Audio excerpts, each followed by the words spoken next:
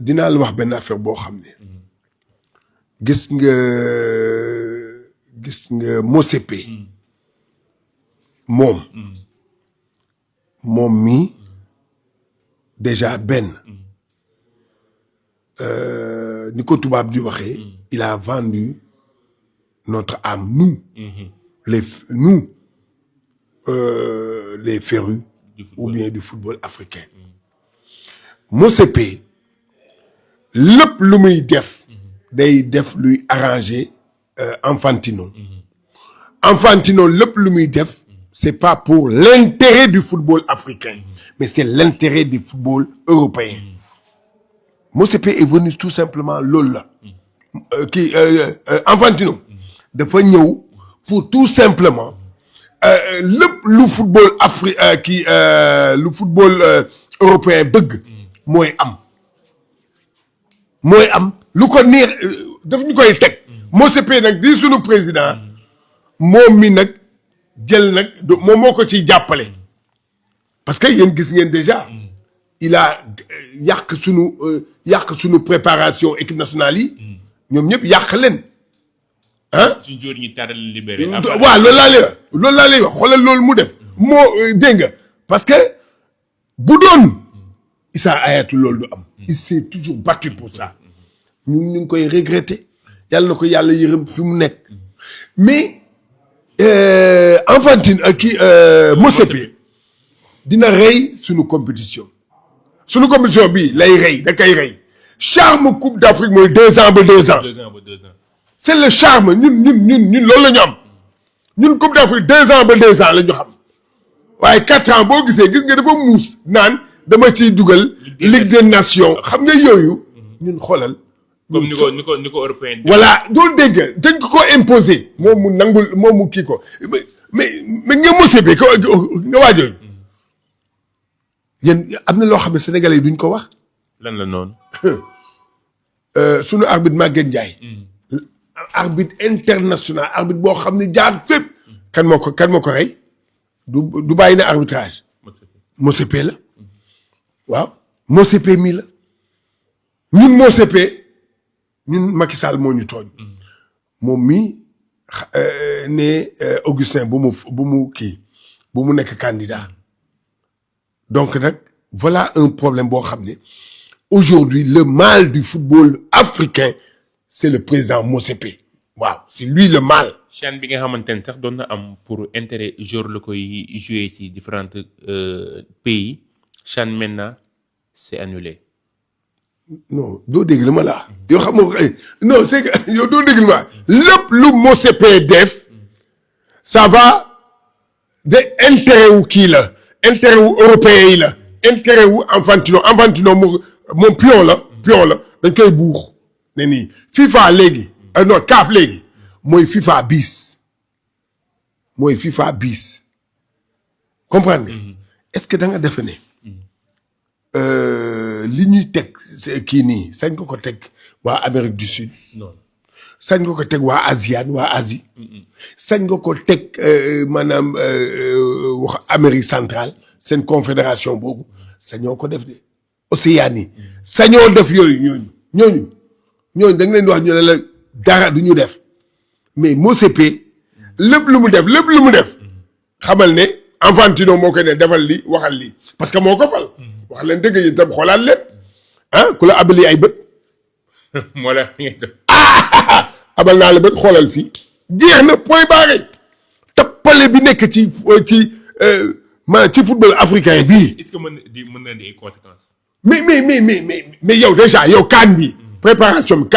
bi mais préparation sélectionneur yëpp yàq nañ seen préparation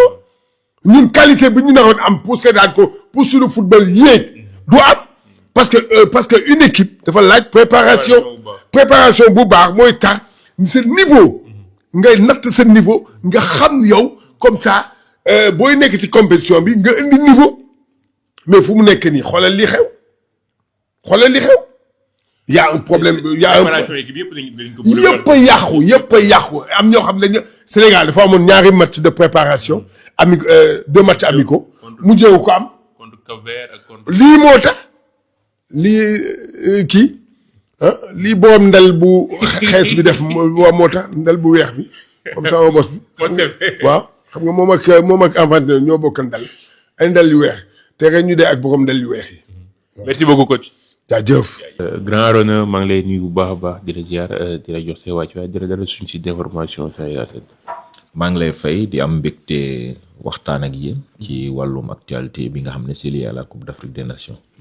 démb le président de la CAF muy Patrice Motsepe def na benn sortie bu polémique boo xamante ni amateur football africain yëpp d'accorduñ ci décision bi nga xamante ni Coupe d'Afrique bi nga xamante ni ñëpp a ko doon xaar tous les 2 ans léegi tous les 4 ans lay am ban impression nga am ci sortie bu polémique bi mu def. waaw wax nga ko bett na ñu bëri parce que veillum démarrage Coupe d'Afrique ñu woon ñëpp di waajal Maroc di war a démarrer Coupe d'Afrique am ci dimanche bi yow nga ñëw samedi def conférence de presse joxe nouvelle bu mel ni je pense déjà contexte bi warul woon nekk ci situation boobu